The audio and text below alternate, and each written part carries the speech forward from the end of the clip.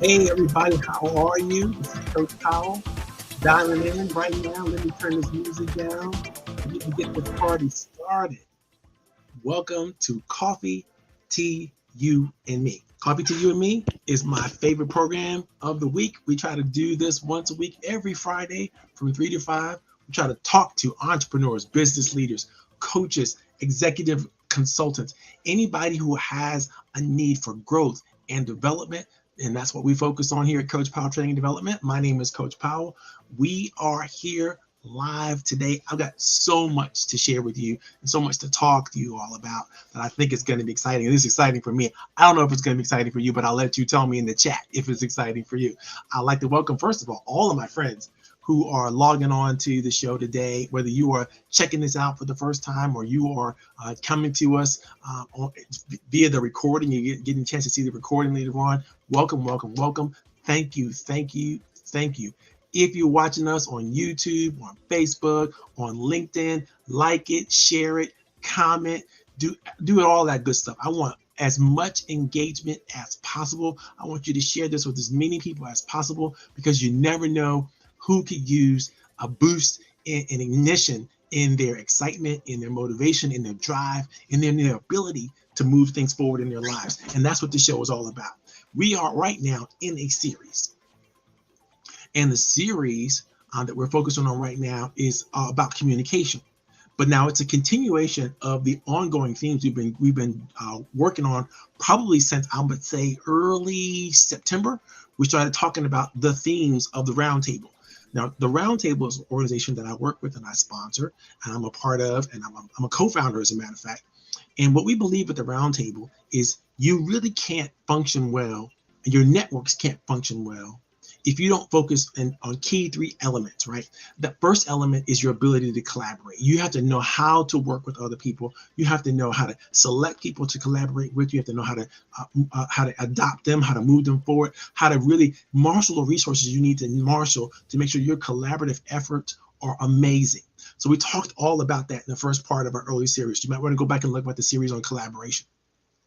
And then we went to the second part of the series about encouragement. That's the second idea that we have in the roundtable about what's important when it comes to working with people. You have to have an environment, and encouraging a positive and supportive environment for people to participate and engage in.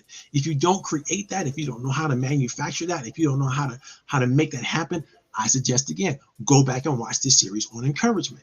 But right now we're smack dab in the middle of our series on communication. And we talked about the first part of the series, we talked about understanding the broad overall cues of what communication is, what it can be, and what it should be for you, and what it should be for your organizations. And we're going to take a deep dive over the next few weeks on some certain aspects of communication about, what's really, really important and how do you really, really use it. Today, we're focusing on feedback. How do you receive it? How do you share it? What are the smartest ways to do it? What are the myths that people have come up with when it comes to feedback? And how do we circumvent the problems that are inherent in all feedback? That's what we're going to talk about today live at Coffee Tea, You and Me. We're also going to share some other good tidbits about what's been going on in my life and what I think is going on in the universe that I think that is going to be great. I see my girl Nancy's in the audience. Also, wonderful's out there. I always love to give her a shout out when I get a chance. If you guys get a chance to work with her or talk to her, there she is. That's my girl. She's my ace boom coon, my number one. And I love talking to Nancy and having her participate. And I believe we have some of all of our friends who are logging in on Facebook and on Twitter. So we're just, doing what we can to promote and support as many entrepreneurs and business leaders as we possibly can. If you have a product or a service that you want us to share, you want to get across to people, feel free to put it in the chat. Put it in the chat today. Put it in the chat tomorrow. The show is going to be broadcast now live, but it's going to be recorded and then broadcast on many times throughout the weeks and months ahead. So feel free to continue the conversations that you find, you adopt, and become a part of. I want you to do everything you can to jump in here with us and grow with us and share what you can with us. We're actually going to be moving back to a live version of this, actually face-to-face version at my local Panera Bread. I don't know exactly when I'm going to pull the trigger on that one, but I'm going to be doing this recording, and I'm going to be making sure that I do it live from the Panera Bread. So I have to make sure that they have the setup, the lighting, and everything I need in order to carry my show sort of on the road to speak and kind of do it from the phone. But we're going to do that because I think it's important to get back to the face-to-face environment or the hybrid environment, take advantage of both the technology but also the face-to-face. And I love for my audience to get a chance to participate in that. So look forward to that. That's coming soon. I don't know if we'll be able to get it done before the beginning of the year, but we're going to get that done. We want to go back to being live face to face. I just talked to my friends over at Panera, and they were like, and we miss you having you in here. And so I think we're going to be fine. We're going to get that set up all over again. So get ready, get your gift cards ready, and get ready to return to Panera Bread. And for those of you who are used to watching this globally from all over the world, hey, we're not going to let you down. We're going to keep this party going just exactly the way we're doing it right now. We obviously won't have the benefit of all the advanced technologies unless I grab a laptop. I might be able to do that too. We'll see. We'll see how it works. But God bless you. Thank you so much for hanging in there with me and being a part of what we do here at Coffee Tea, You and Me. You have no idea, how important the studio audience is to me, the listening audience is to me. Anybody who engages with this tool, this process we're using, I'm phenomenally thankful for everything you bring to the table, any ideas you want to share. In fact, I'm gonna put a test on you right now. I'm going to do a series probably around the middle of December or beginning of December, and maybe towards the end of always all the way up into January, about developing your business plans for 2023.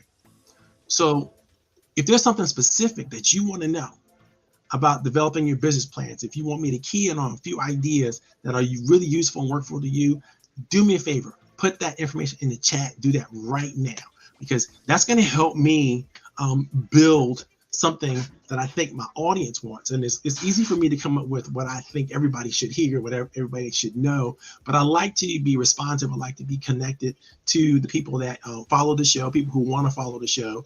And if there's something that you specifically want to know about business plans, or something specifically that you think your business plan can do for you, do me a favor and engage with me. Put it in the chat. Let me know what that's all about. Again, and today we're talking about feedback.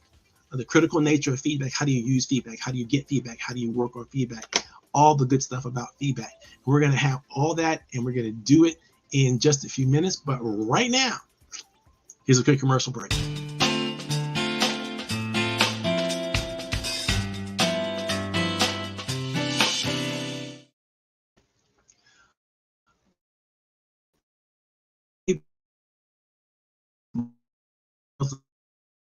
and gentlemen,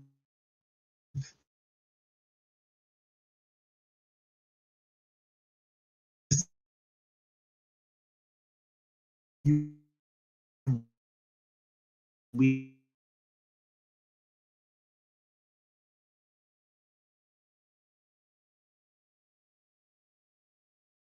see what I can do to strengthen our connection. I think we're back and making sure that's done. I still have a weak connection. I do apologize for this, guys. I have a broadband set up in my office that isn't as happy or friendly as I needed to be, unfortunately. But I see some of my friends are out there and checking us out, and I really appreciate you, Jeff. I see you out there, my brother. It's so good to see you. Annette, it's so good to see you. Thank you so very much for participating in the show. And I thank you again. I'm so glad you're coming through, Nancy. Thank you so much for sharing your information about where you want to see things going for business planning and all that kind of stuff. And I'm good. Thank you so very much for that. Okay, so now let's get into it. Today's topic. Before I get into today's topic, let me give you an update what's going on with me. I'm super excited because I just came back from Orlando. I did a 16-hour drive to Orlando by myself, and my wife drove for a few hours on the way back. And it was just an amazing trip to go and visit my beautiful daughter, Kayla. We got the VIP treatment down in Disney. We got to go and see some of the shows that we wanted to see and some of the cultural festivals we wanted to participate in. We got backstage passes. We got access to stuff that you normally can't get. So if you follow me on Facebook, I'm sure my wife will be posting all the pictures and all that kind of stuff about what we did in Orlando. It was an amazing experience, and it's so good to see your child participating and engaging and growing. And she's only 23 now, but the future is all hers. She's got so many opportunities to move forward and to grow, and I'm so proud to just be a participant now in watching her grow and become the person that God has her to be. So God bless her. And Kayla, if you're out there watching the show, I love you, baby. This is a wonderful time in your life, and I'm glad to be your dad right about now. Second thing that's going on that I got to talk to you guys about. Twitter. They just announced today that almost half of the workplace in Twitter is going to be fired, going to be gone. Now, this is a 7,500 employee group, according to Bloomberg. And this is saying a lot in terms of what can happen and how fragile corporate responsibilities and corporate jobs can be.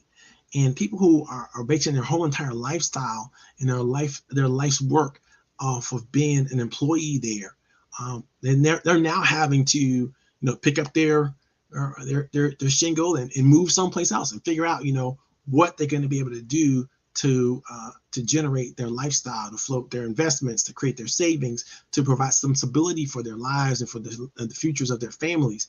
This is a significant economic impact.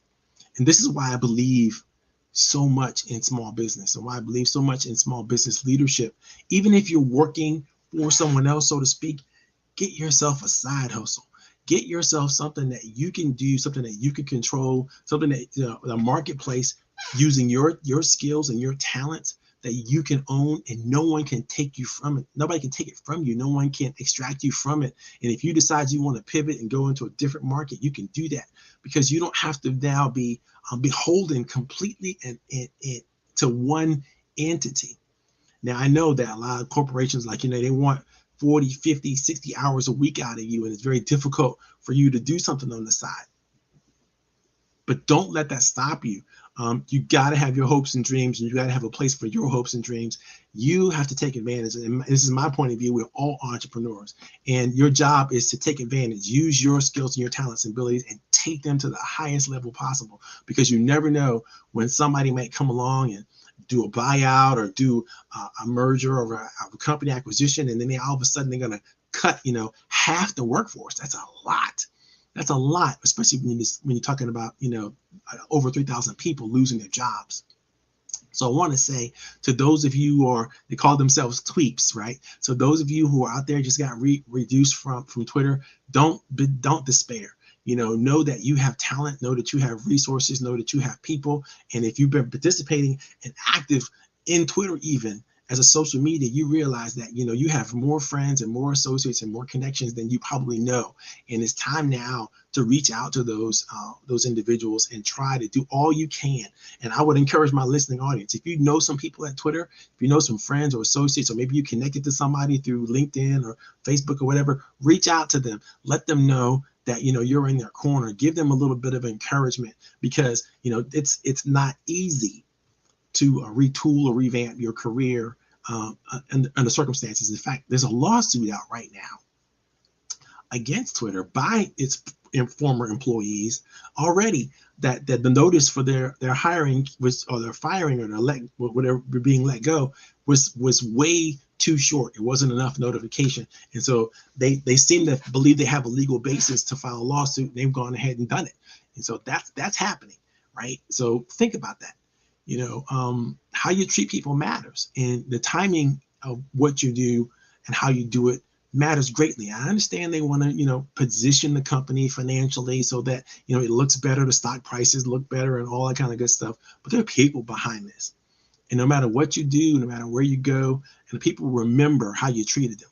And, that's a great quote from Maya Angelou. People will forget what you said, but they will never forget how you made them feel.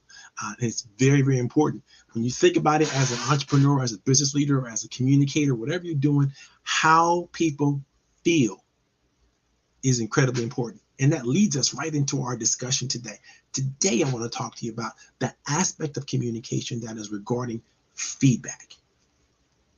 Feedback has been lauded in all the training circles and all the career circles as one of the most critical aspects to help organizations and corporations to grow, to create a tremendous amount of expectation and desire and drive in the workplace. And I have to say, I have, as a coach, as a business leader myself, I have fallen victim to the feedback mystery, the feedback mysticism, and all the things that go into what we thought feedback was. And I've been guilty of, thinking that feedback basically was everything required in order for you to receive growth. And I'm going to tell you right now, I was wrong. I was wrong. The people that have trained me were wrong.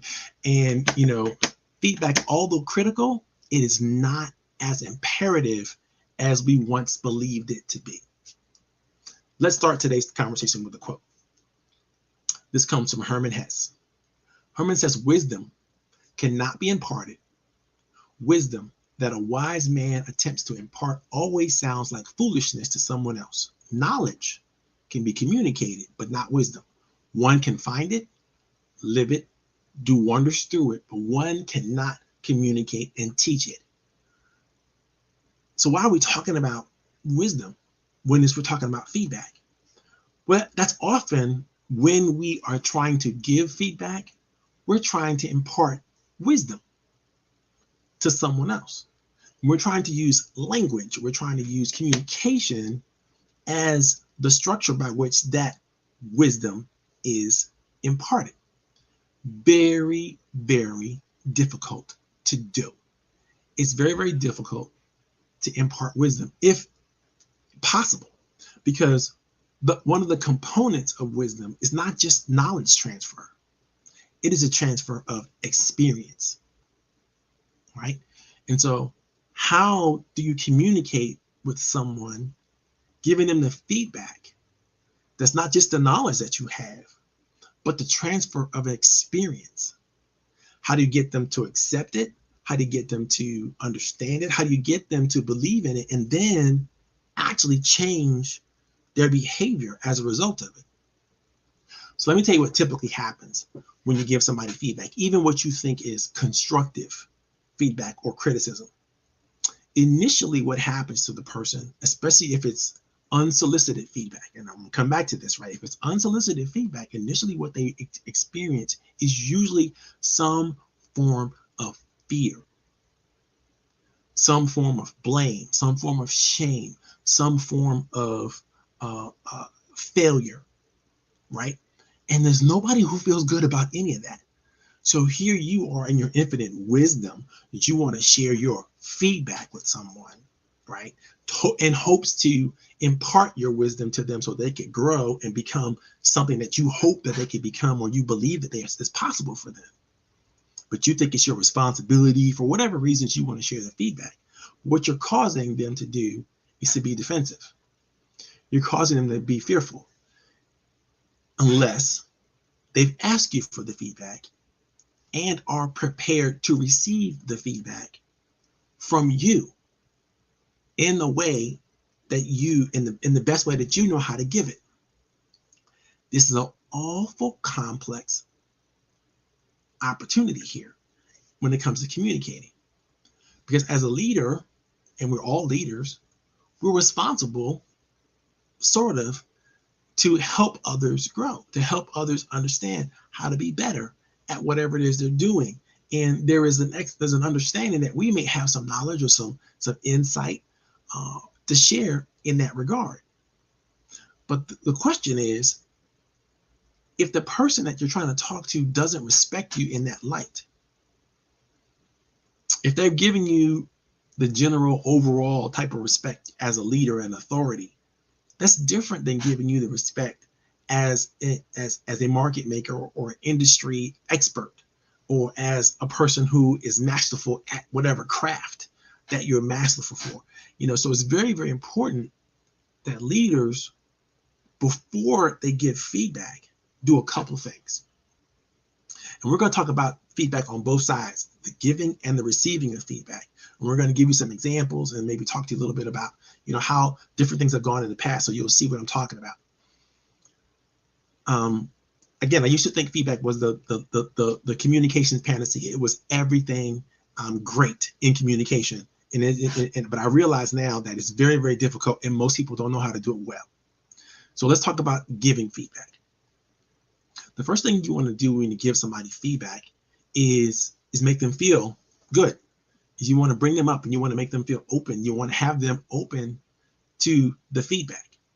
One of the ways you do that is by giving them praise, right? Making sure that they feel good. Now, when you give somebody praise, you can't just give them overall praise or general praise, like, oh, you're a wonderful person, I'm so glad you're with us, blah, blah, blah. You have to give them specific praise. Now, this is key, because when you can say to someone, oh, you're great, you're wonderful, you're talented, you're gifted, I love you. These are all great things to say. However, it's better if you say, you're great because of what you did. You're so talented, and I appreciate you because of this specific thing that you do. Or I love you because of this wonderful thing you bring to the table that very few people are bringing to the table. Or even if other people bring it to the table, you do it exceptionally well. You want to give people that kind of praise as much as is possible. Because when you do that as a leader, what you do, and it doesn't matter whether you're a leader or you're a subordinate or you are a person that's just on the team, right? The more you do that, the more you give people appropriate, effective, meaningful praise, the better they're going to feel about opening up to any other type of communication, any other type of feedback or whatever. Now, that's thing one, praise. Thing two, now you're ready. Once you've opened someone up to the opportunity, now you're ready to serve them. You're ready to serve them with the feedback that you want to give them. Okay? But before you do that, you've got to make sure that they're ready to accept it. They're willing and ready to accept what you're going to bring to the table. Now, how do you do that? So think about the servant mentality. You don't serve people what they don't want, right? If you're serving someone, you want to serve them what they ordered, right? You want to serve them what they want. And so you want to position the feedback that you're going to give in a way that's going to open up their desire for the feedback. And you want to ask the question. You want to ask permission. Say, for instance, Bill, I want to share something with you that I think is going to be so meaningful and help you open you up to so many more opportunities, but I'm not sure that it's an appropriate time or the appropriate place for you to share that. So before I do that, I want to ask your permission to do so. Now, you've already made Bill feel wonderful. You've already given him specific praise about something. And ascertain, you can see if somebody might brighten up or lean in if they feel like they're honorable and they're praised for something. So people don't deal with praise well, so you have to be very careful about that. But hear me out. When you've done that, and you've opened them up, and now Bill's most likely going to say, "Oh, thank you, Marv. I really appreciate it. Definitely give me tell me what you're talking about. Tell me what's on the scale." And then you're gonna go back to whatever triggered the need for the feedback. You may say, "Okay, that time when we were in a meeting and you said blah blah blah blah blah, I felt a certain way about it." Whatever. You can't talk about how other people feel. You can't talk about industry standards. You can't talk about what you think is the norm or the standard or the problem or how they were wrong. You can't point fingers at them in any way, shape, or form when you serve them. Remember, you're serving them what they want. You're serving them something that's going to help them feel better about who they are and their capacity. So you want to be able to say, I believe that we have an opportunity here to really do better. I believe that we have, point the fingers back at you, right? I believe that we have the opportunity. Let them know that you're on their team to do better. And so what I'm going to do is I'm going to share with you some of the information that I felt that made me feel a certain way. And I'm going to hope that we collectively come together with some bigger ideas that could create just the opposite approach. And if it works for me, it probably is going to work for other people. Would you agree? Boom. Now, once you get their agreement and they've said, yes, give me the feedback. Yes, let's work on this. Yes, tell me the problem. Because you want to avoid any way, shape, or form, any type of defense that they may have against what you're about to say. If they start to go, well, I didn't mean to come off that way, or my intentions, or any of those things that are escapist, inconclusive, non-direct ways of accepting, the problem that you are trying to help them address, then you're starting to lose them. Because now they're already, again, feeling fearful, they're feeling ashamed, they're feeling embarrassed, they're feeling like, you're judging them, and you have to avoid the kind of language and the kind of processes that make people feel that way. Now, I understand, trust me, because I know you leaders are out there, but if I got to tell them, I got to tell them. I got to tell them the truth. And I understand that's how you may feel. But just because you have a truth or an idea or a concept that you think is right does not mean that it's acceptable to someone else. And so you have to really, really prepare the environment. I call this the feedback environment, right? So you can have a positive feedback environment. And the more you do it as a leader, the more you do it, no matter where you sit in the organization, the more you do this in communication strategy, the more you prepare the rest of your environment, your teammates and friends and associates and all that kind of stuff. It's going to make collaboration so much easier. That's why we focus on collaboration and encouragement first before we even get to communication. Because you've heard this now in several different ways, several different understandings. But think about this. When you don't prepare somebody to receive the feedback, no matter what your intentions are, they could take that feedback and then it could be a disastrous moment. Because instead of giving what you think is constructive feedback, you're giving what they perceive as criticism, rejection, negativity, and you want to avoid that at all costs in communications. It is so important. I would say if you have something negative to say, make sure you have 5 times the amount of positive things to say to a person. And you want to sandwich this, right? So that when you give them that feedback, you have to give them so that it changes to them. They are seeing that you're not against them, you're with them. They're seeing that you have an expertise or you have a wisdom that you're trying to share with them, but you're willing to do that and help them experience what they have to experience in order to convey the wisdom and insight that you have. The last thing you want to do is give them some more praise, right? They've received the feedback. You've gotten some engagement from them that let them know that lets you know that they've received the feedback. And now you can move forward and praise them again. Again, Bill, you're one of the best people on the team at this thing.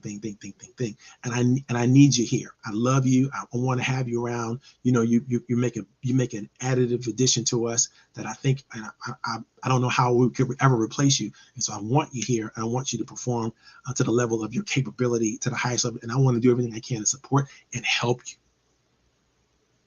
You know, get them back to that high note. Lead them back to that high level of engagement. That is called the PSP model of feedback, right? Which is praise, service, and praise again.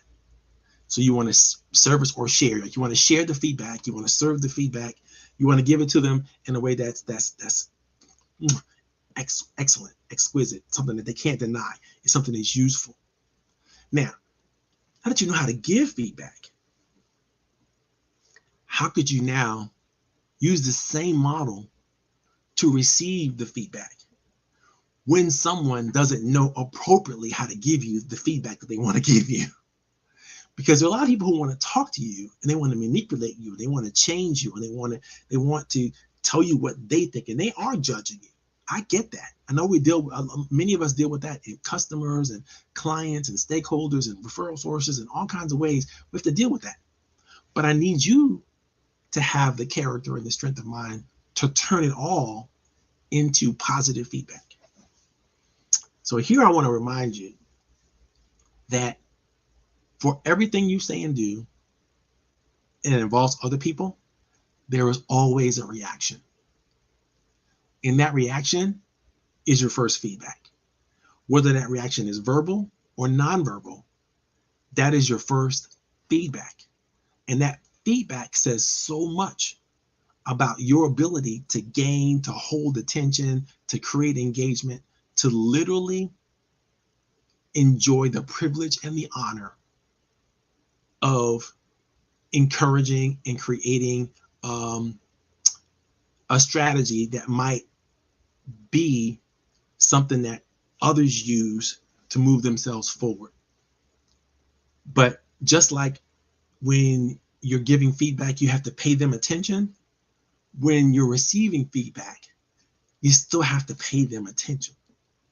And so when you look at what their nonverbals are saying and what their verbals are saying and what they're saying but not saying, you have to be good. Your emotional intelligence meters have to be really, really high, and you have to be in the mind of welcoming feedback. So I like to create that feedback loop by asking for it as much as I possibly can. Try to make sure people feel safe in giving me the feedback. Listen, no matter what you tell me, no matter where it's going, I'm going to be appreciative of it because I need to know how to be better. And if you have some feedback that's going to help me be better, I am open to it. I'd like it to be private versus public, if possible, because I don't know if your feedback to me is going to be received by the others that hear it being received as something that's useful or great or meaningful. And so therefore, if you feel like you have to give me some feedback, please try to give it to me privately.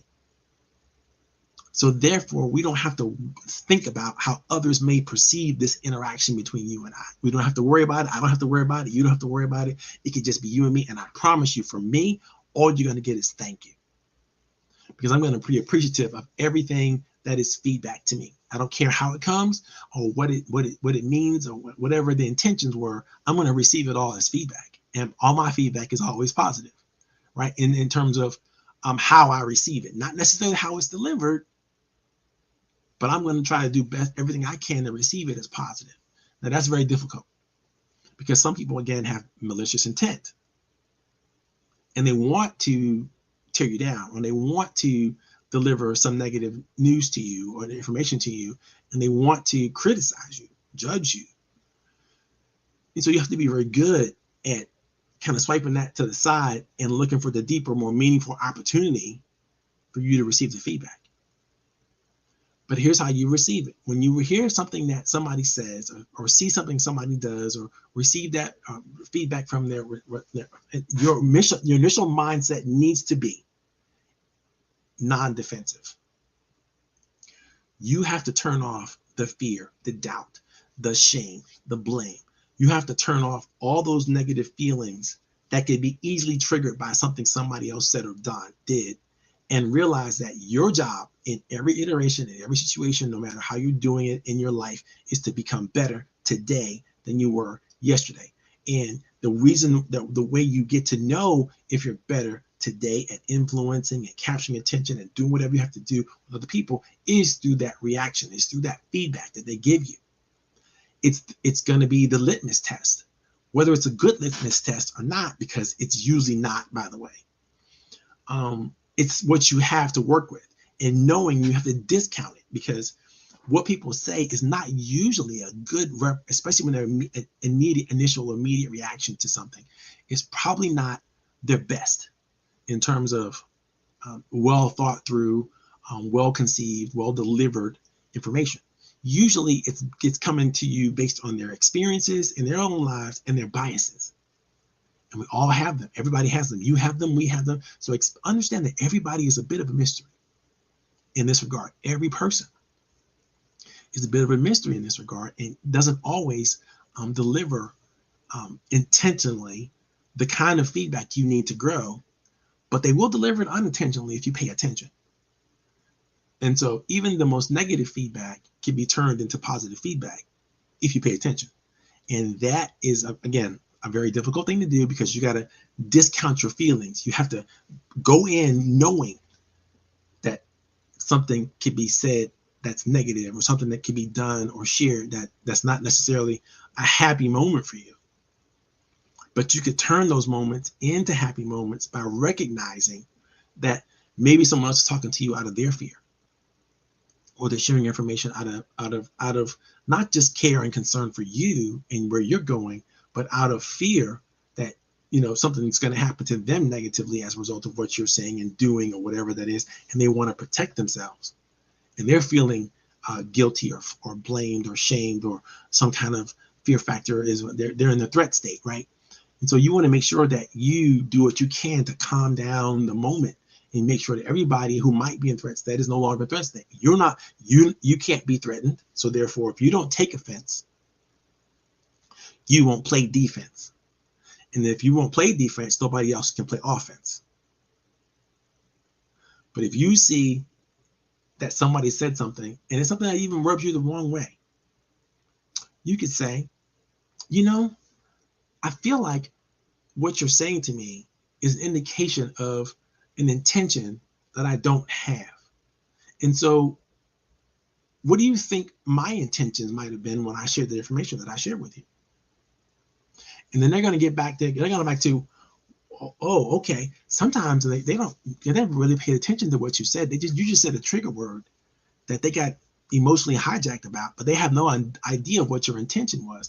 And you get a chance to then reiterate to them what your intention might have been, instead of being defensive and just going, I'm not sure my intentions were correctly displayed, and I'm going to take responsibility for that. Thank you for the feedback, but I need to know now what you think my intentions might have been. You see, when you start getting to that, all of a sudden now people go, oh, I really didn't listen to you. I really I got triggered by something that you said, or the way you were dressed, or my perceptions of who you are as a person, and I wasn't really paying attention to what you were trying to convey. So now you get a chance to do that. And you might want to say, listen, is it okay if I try to make my intentions a little clearer now? Very, very, very important, because you might find themselves now in the mode to give them some feedback. But again, getting permission to do so shows respect to the person that you're about to share this information with. And what happens to me is people offend me all the time. And sometimes I will go, I don't really care enough to address this. But sometimes I'll go, it seems to me like, there's something I said or did that might indicate that, I was trying to offend or trying to take others in the direction that they didn't want to go. And that wasn't my intention at all. So if that came off that way to you, let me apologize. Let me just to let you know, that wasn't my intention at all. And that's not what I wanted to try to convey in my messaging. And I do apologize if I've conveyed that to you in any way negative, in anything that you felt was negative or inappropriate. You know, and then ask, can you accept my apology on that? If they say yes, now you can begin again a dialogue. You can begin to engage at a higher form of communication. Some of my best friends have been made because I've allowed them to offend me, but then I haven't accepted their offense.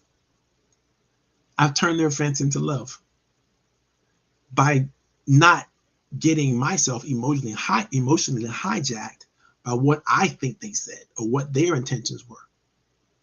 Because I'm going to clear it up. What you said to me made me feel a certain way. It made me feel like, maybe you didn't respect me, or maybe you don't like my opinion on this thing, or maybe, you think you think less of me as a human being and as a person. And I can't believe that's your intention. So maybe I got it wrong. Why don't you help me clear that up? And then all of a sudden, people are the most effusive and caring and sharing. And they start saying things like, my past, I've experienced this, and then this, and you said this, and it reminded me of that. And, oh, you know what? This is sort of a trigger thing for me. Unfortunately, I got some baggage that I'm dealing with. Now, all of a sudden, you're having a real discussion, a real dialogue that can elevate a relationship versus destroy and make people not want to play in the sandbox together. Because, understand, all things I share with you is all about networking. So, I want to teach you how to build relationships, not how to destroy them, not how to avoid them, but how to create them, and how to move forward in them. And learning how to give and receive feedback is going to be an important part to that. If you can't do that well, then you're not going to become what I call a feedback guru. And a feedback guru knows how to do a couple of things, right? They know how to become a feedback archaeologist, means they can go back and find the feedback that works and learn how to manufacture that going forward. And they're a feedback futurist, meaning they know how to get the information from the feedback from a future opportunity and look backwards and then program that into their day-to-day reality. That's a whole other lesson. I might get into that next week. I might have to skip through it. I don't know. But our time is up, and I hope you appreciated what we had to deal with and what we talked about. And if you have any questions or thoughts, put them in the chat. I'll be responsive to the chat even when the show is over. And I'm looking forward to hearing from you and being with you. Thanks for attending Coffee Tea You and Me. Again, give us a thumbs up, give us a like. Go ahead and follow us on Facebook, LinkedIn, Twitter, whatever you need to do. Share it with everybody you need to share it with. And I'm going to have a great week. Again, I'll broadcast the show again a little bit later on tonight, just for those of you who didn't get a chance to play. But the chat's going to be open no matter where we go. And I look forward to talking to you soon. God bless you. Have a great night.